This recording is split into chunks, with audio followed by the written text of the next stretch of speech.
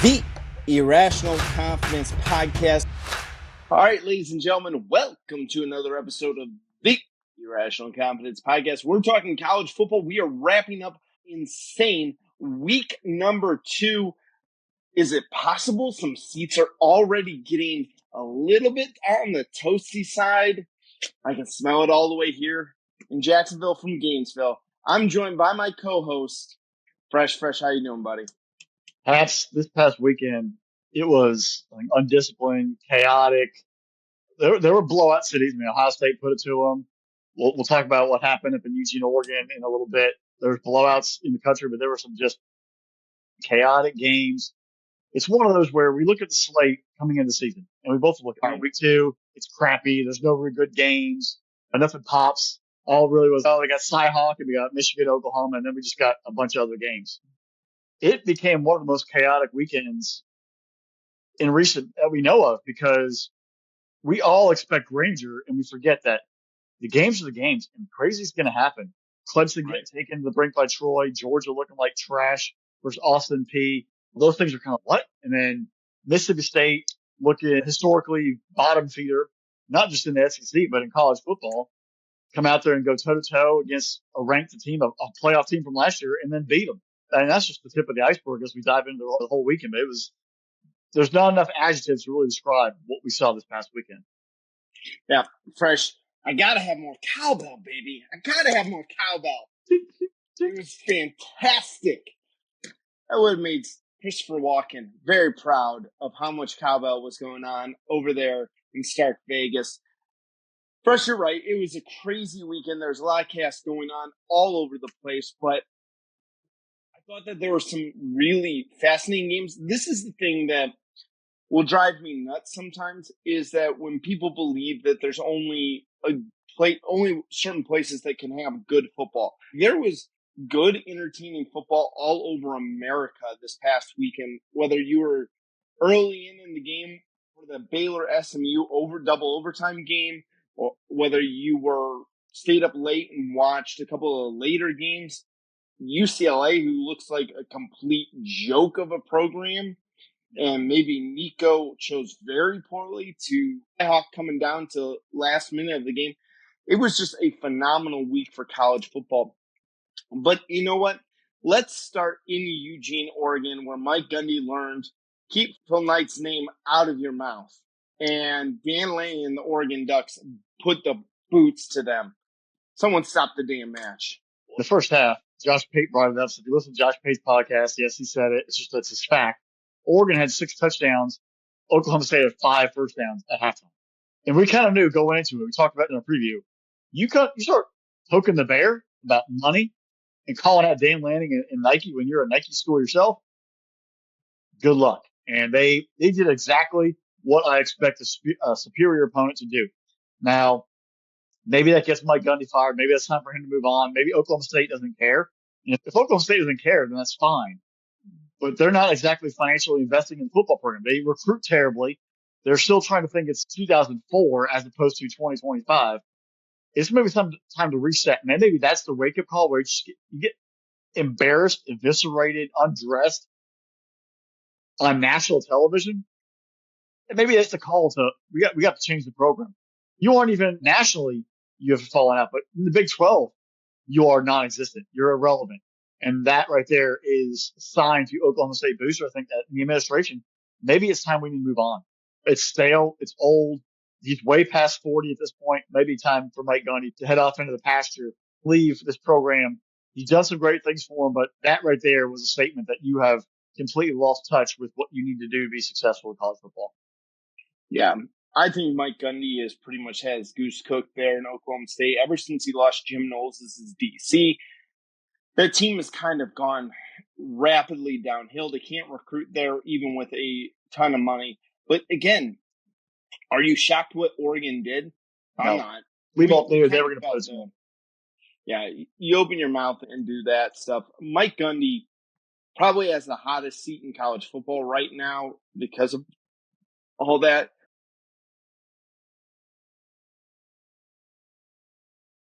I think the second hottest seat has to involve Billy Napier in Gainesville. USF, first off, let's give USF their flowers, man. Because USF last week, Boise State, the darling of college football last year, yes, I get it. They don't have Ashton Genty anymore. They don't have some key contributors that they had previously. But again, they're rated in the AP top 25. I still think that was a little bit of an overreach by them. I think they were living on last year's laurels, but the ranking was the ranking. And South Florida put the boots to them. Then they go into Gainesville, a game where no one was really expecting them to win. Maybe we'll keep it close. Florida will pull away late.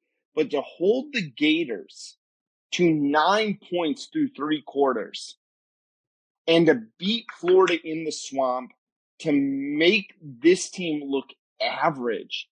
I mean, heck of a job out of the USF Bulls. But man, Bubble Screen Billy might be coaching for his job now.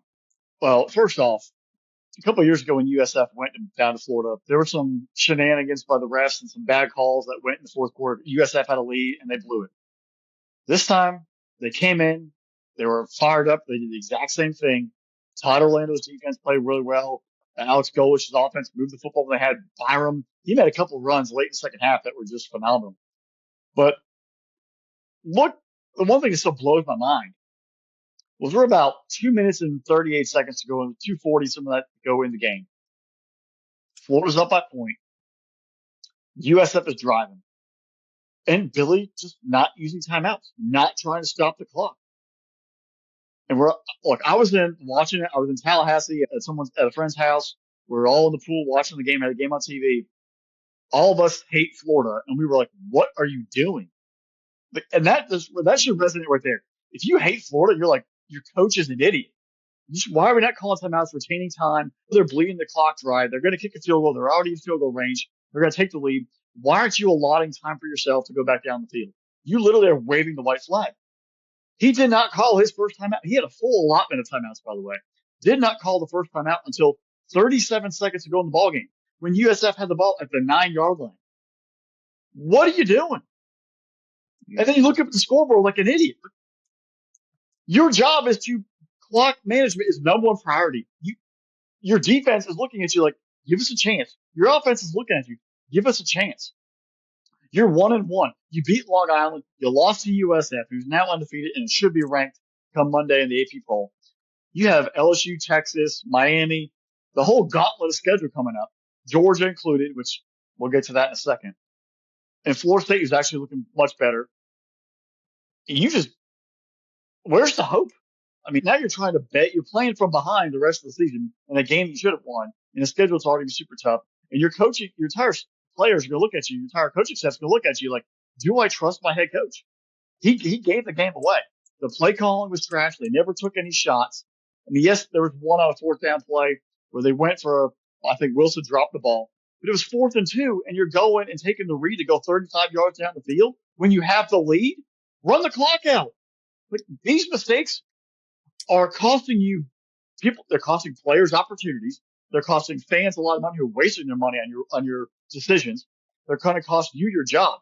It's 4th and 2 to run the clock out, and you throw the ball, and instead of doing a 2-yard or a dump route, which you had the bubble screens, you had the wheel routes all day long, you then go vertical in your passing game, and then you don't use your timeouts when you don't have the ball to get the ball back later until there's like 36 seconds of the game is already basically decided. To me, that's a fireable offense. There's already a litany of history leading up to this situation. And you go ahead and you're putting icing on top of the cake right there. The only thing that I can see, and I'm going to give this a slight support, DJ Lagway did not look himself. I don't think he's healthy. There was injury concerns coming into camp. He was limited in training camp, according to a lot of reports. He coming off an injury last year. He has not looked himself in that ballgame. I don't really consider what happened in Long Island because that should have been a domination effort. But he did not look like himself the entire game. And there's something that sort of leads me, is like coaching conservative, or are they not coaching the way they should because the quarterback is not 100% healthy? But that theory gets thrown out the window when you throw the ball on 4th down for 37 yards, at least try to. So there's a disconnect along the way somewhere. They're going to win one of these games they shouldn't win down the road, but they're going to probably lose more than they should win because the coaching and the overall attack and game plan is inadequate at that kind of level, at a Power 4 level, period. I'm happy for it, but as a fan of a rival, it's mind-boggling that they are just that terrible. Yeah, Fresh, I'm looking at their schedule. They could be a 3-1 football team. They could easily be a 3-1 football team. The only two teams that they're going to be favored on the rest of their schedule is Mississippi State and Kentucky. And even there, you see the number. And Kentucky played Ole Miss very tough this past weekend. Florida could they be getting like the bad juju of whatever you had last year? FSU going 2-win season, and then now it's Florida's turn. Then maybe next year it's Miami's turn. Hopefully Miami. But yeah, I think they're too self-confident. They're not humble. Now, so we'll jump to Tallahassee. So I was in Tallahassee the past weekend. Girlfriend's a Florida State alum. Great. Went to the game. They dominated. But the vibe from the team these first 2 weeks, obviously beating Alabama week 1, night and day to what we saw last year. It actually reminds me more of that 2023 squad where they actually looked fast. They played ferocious. But their quarterback was, I'm going to say, small yet mighty, because Jordan Travis wasn't tall. Castellanos isn't tall, but he's a leader. He goes out there and he's making plays. The guys the players are feeding off his energy. DJU, there's more energy in a cucumber than there is from DJU. The threat of RPO being available, all that, the defense feeding off the offense feeding off the defense. I don't see that. I didn't see that from Florida on Saturday, but I saw that from Florida State on Saturday. I saw that obviously when they played Alabama. So the vibe and momentum, there's something that's fueling. And we talk about chaos coming into this. Momentum and vibe, connection, teamwork, camaraderie, leadership are what fuel teams. The X's and O's, you can find some guys who can scheme some stuff up and that's going to maybe make a difference, but who is willing to play for each other? Who's going to execute for each other when it matters? Who is getting up for game day? Fake hype, being Fraudville, but actually play by play going out there and executing. Florida right now, I want to see, very intrigued, them coming out this upcoming week for LSU. We'll talk about that preview because LSU didn't look too great versus La Tech. They didn't blow the doors off of them.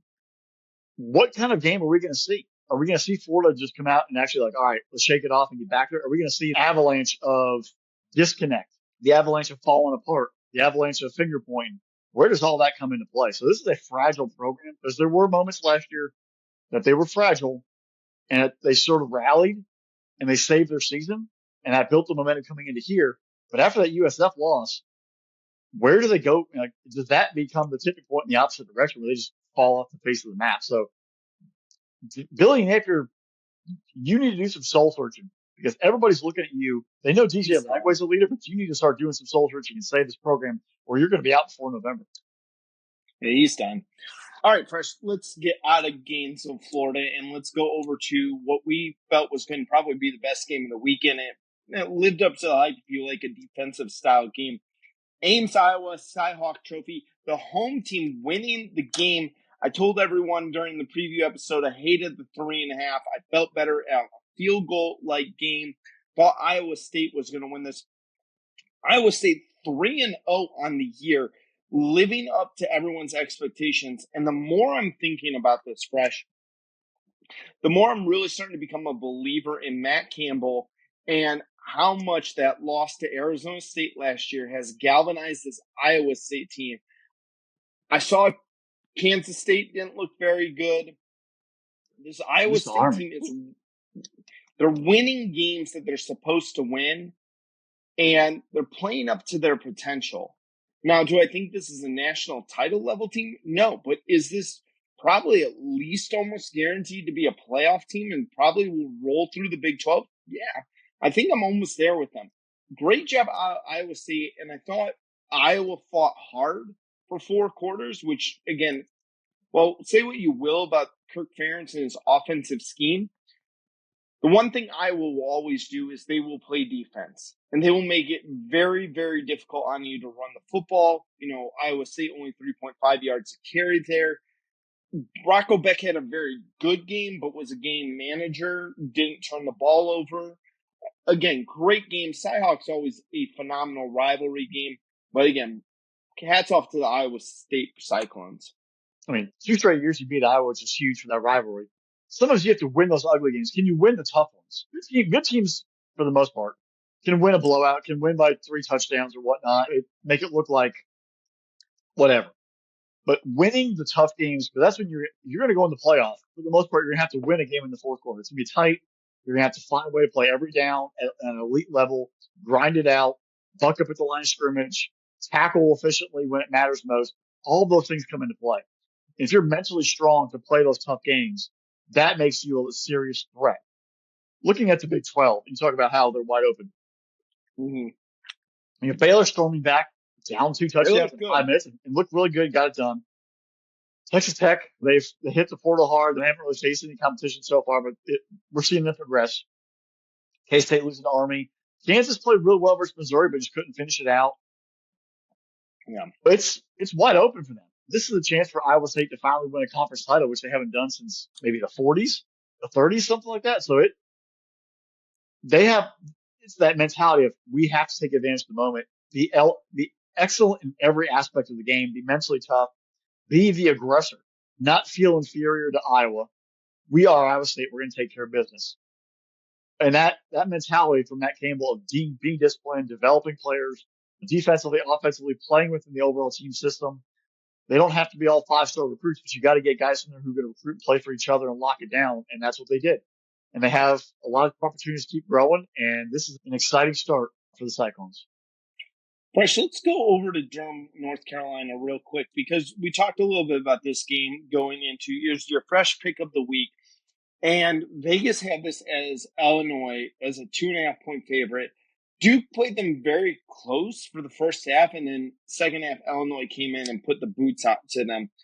What did we learn about the Fighting Illini in this game?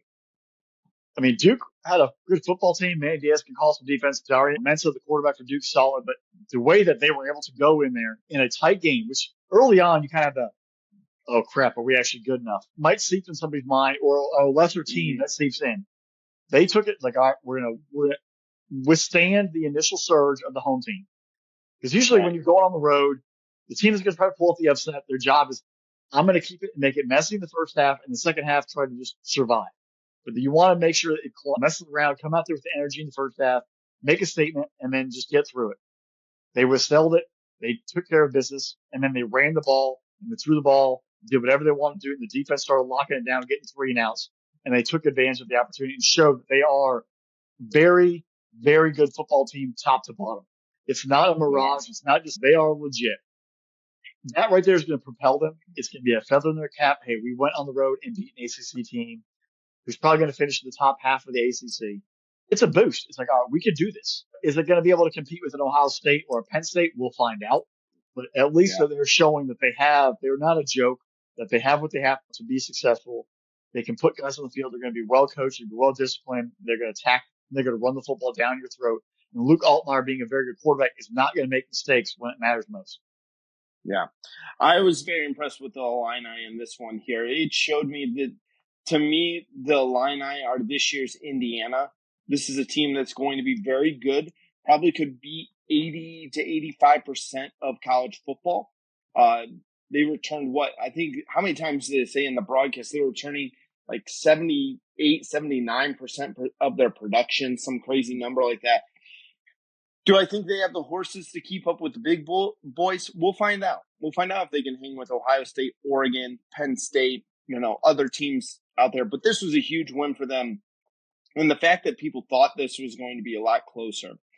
The other one, too, Fresh, we need to talk about is in Norman, Oklahoma.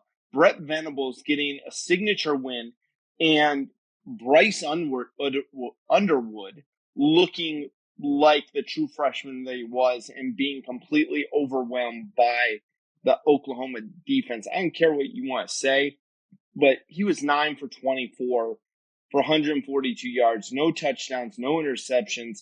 The kid looked average, and it really stung for him because he was going up against John Mateer, who looked like a seasoned pro and just a great veteran. I know he's been in the system with Arbuckle for many years, but Oklahoma looked good, and Venables confused Michigan's defense quite a bit, or offense quite a bit.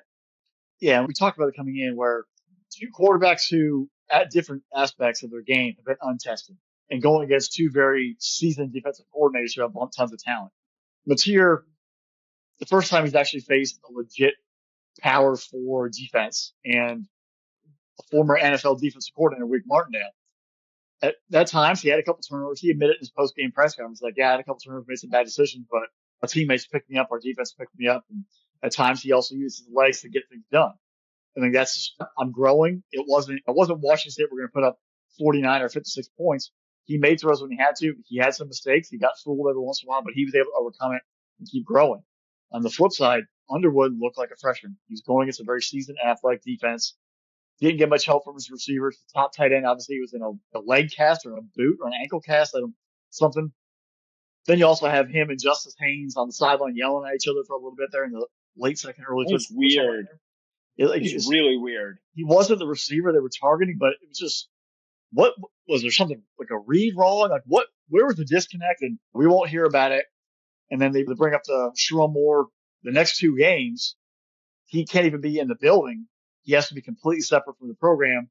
If you're the head coach coming off a loss like that with a young team or young players in certain spots, how do you keep control of the program? Like, where's that leadership has to come from you?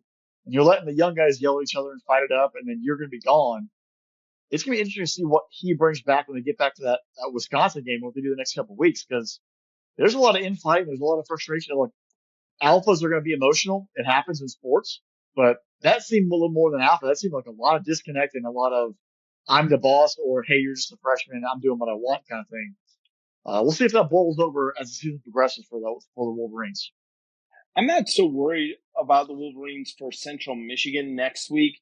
It's in 2 weeks when they got to go to Lincoln, Nebraska, because I think Matt Rule needs that next signature win as in name only, because again, if this team is not living up to expectations, the question really has to be asked about Sherrone Moore. Like, is he really just a patsy that's taking the fall, or is he living off of his coordinator's success? I don't think he's that great of a head coach.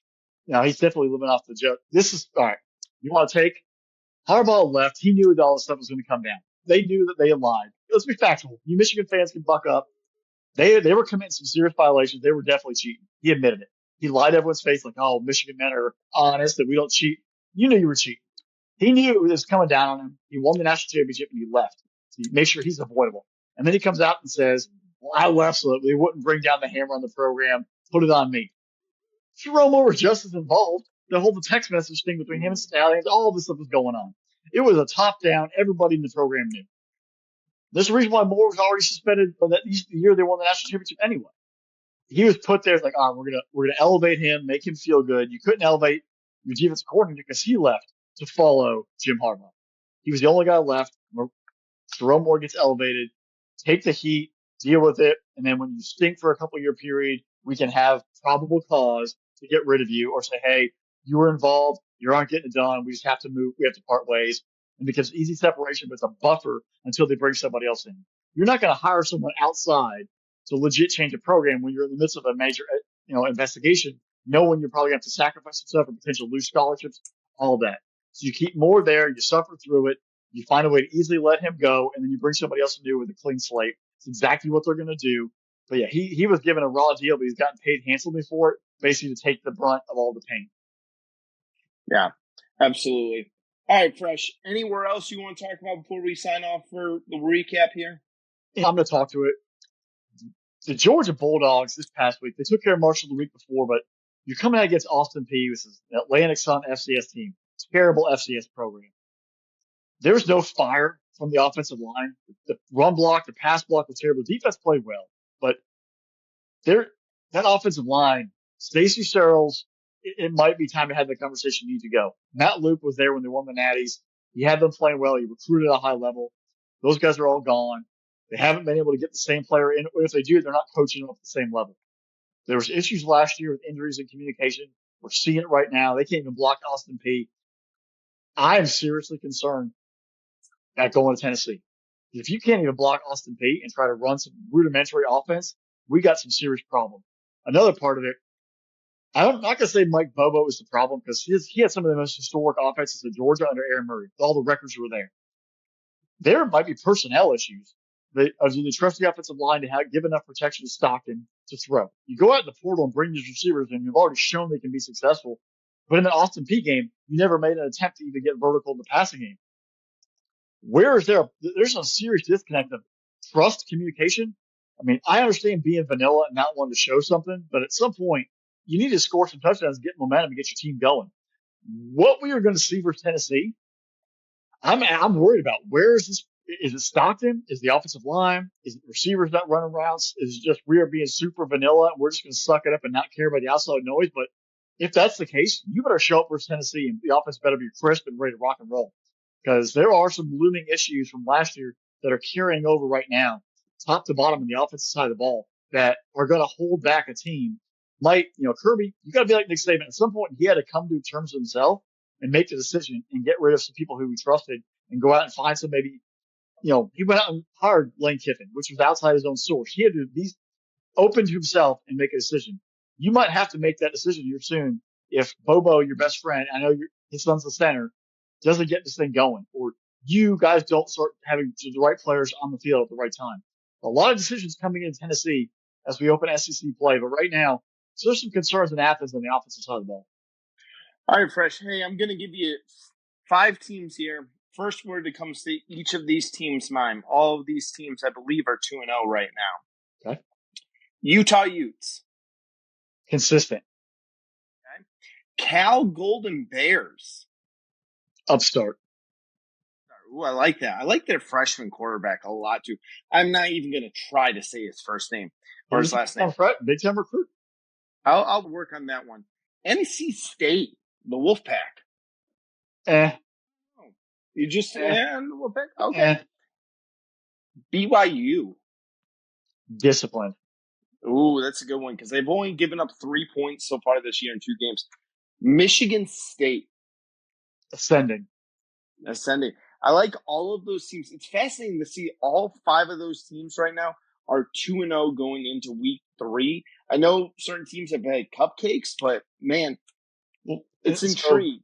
The on NC State. This is where I'm going to come from. We believe Dave Dorn when they had better football teams in the past, and we were let down. Right. So I'm not going to jump on the NC State Wolfpack right now 2-0 because I've seen them be better, flop at critical times. So that's where I go with the end. It's 2-0. Cal, we'll see. But the Michigan State ascending part, it's year 2 of Jonathan Smith there. He builds programs. He's done it at Oregon State where it's very, very tough to recruit. He has more resources at Michigan State. That's where I come with the ascending. And Aiden Childs is a very interesting quarterback. BYU, the discipline part. Ironically, their quarterback who left the program may or may not have been undisciplined.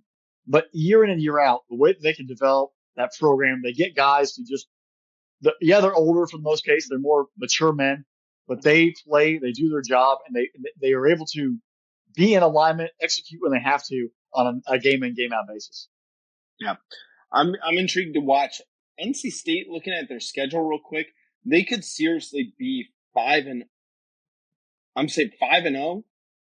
Yeah, 5-1. I'm sorry, I have them losing to Duke before they play Notre Dame on October 11th. There, we'll find out though. That's what makes the early part of the college football fun. Is you see teams that you're like, okay, could they be good? And then you're like, all right, I gotta see a little bit more.